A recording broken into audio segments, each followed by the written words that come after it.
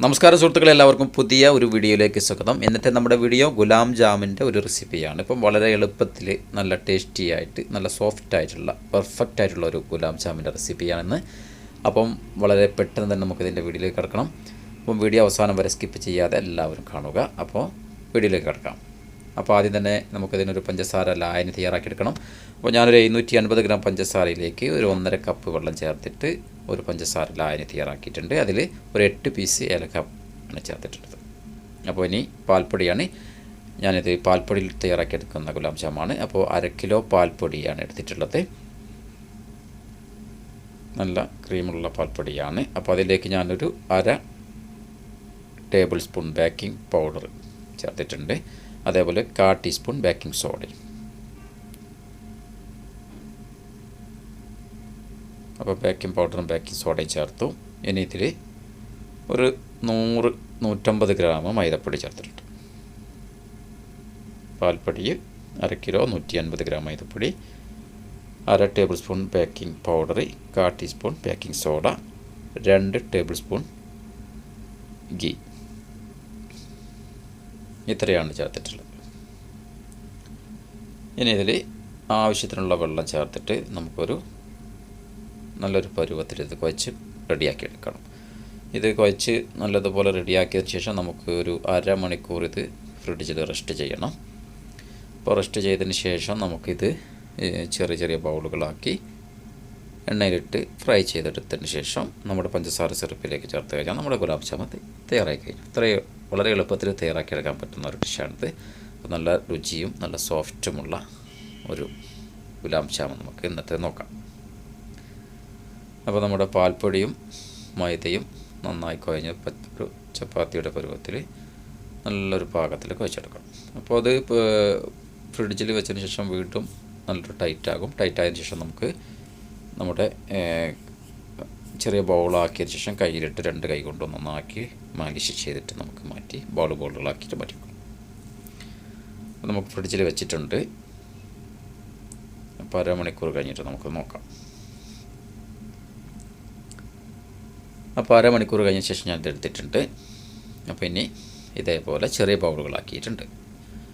ഇനി ഈ ബൗൾ നമുക്ക് 2 കൈയിലോട്ട് ഉരുട്ടി നല്ല ഒരു മിനുസത്തിലാക്കിയെടുക്കണം.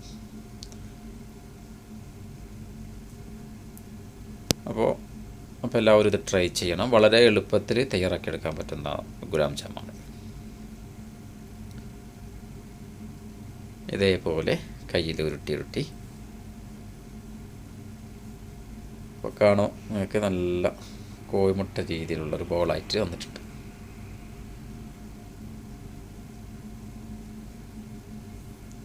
അപ്പോൾ ഇത് ചെറിയ ബോളാണ്. ഇതിന് ഫ്രൈ ചെയ്യുമ്പോൾ ഒന്നും കൂടി വലുതാകും. പിന്നെ നമ്മൾ പഞ്ചസാര സിറപ്പിലിട്ടപ്പം വീണ്ടും ഇത് വലിയ പീസായിട്ട് വരും. അപ്പോൾ വലിപ്പമൊക്കെ നിങ്ങൾക്ക് നിങ്ങളുടെ സൗകര്യത്തിനനുസരിച്ച് തയ്യാറാക്കിയെടുക്കാവുന്നത്. നമ്മുടെ റെസ്റ്റോറൻറ്റുകളൊക്കെ തയ്യാറാക്കുമ്പോൾ അതിൻ്റെ രീതിയിൽ നമുക്ക് തയ്യാറാക്കിയെടുക്കാം. ഓരോ വലിപ്പത്തിനനുസരിച്ച് ഗുലാബ് ജാമുൻ തയ്യാറാക്കിയെടുക്കാവുന്നതാണ്. അപ്പോൾ ഇത്രയേ ഉള്ളൂ. അപ്പോൾ നമ്മുടെ ഗുലാബ് ജാമുൻ്റെ പണി വളരെ എളുപ്പത്തിൽ തയ്യാറാക്കിയെടുക്കാം. അപ്പോൾ നമ്മുടെ പൗളുകളൊക്കെ തയ്യാറായി കഴിഞ്ഞിട്ടുണ്ട്. ഇനി നമുക്ക് ഒരു ലോ ഫ്ലെയിം എണ്ണയിൽ ഇട്ടിട്ട് ഫ്രൈ ചെയ്തെടുക്കുകയാണ് വേണ്ടത്. അപ്പോൾ നമ്മുടെ എണ്ണ ചൂടായി വരുന്നുണ്ട്. ഇനി നമുക്കിത് എങ്ങനെയാണ് ഫ്രൈ ചെയ്തെടുക്കുക നോക്കാം. അപ്പോൾ ഇട്ടുമ്പോൾ നിങ്ങൾക്ക് കാണാം നല്ല ഒരു ഇളം ചൂട് എണ്ണയിലാണ് ഞാൻ ഇട്ട് കൊടുക്കുന്നത്.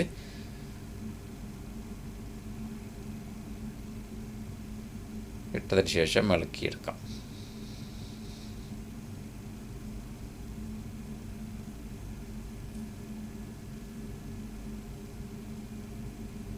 അപ്പോൾ എണ്ണയിൽ ഇട്ടിട്ടുണ്ട്. ഇനി ഒന്ന് നമുക്കൊന്ന് ഇളക്കി കൊടുക്കാം. ഇതേപോലെ ഒന്ന് ഇളക്കി കൊടുക്കണം. അപ്പോൾ എണ്ണയുടെ മേലെ പൊന്തി വന്നിട്ടുണ്ട്.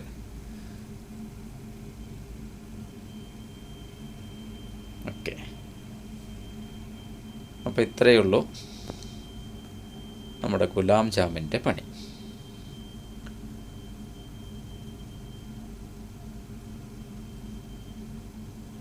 അപ്പോൾ എല്ലാവരും ഇത് ട്രൈ ചെയ്യണം.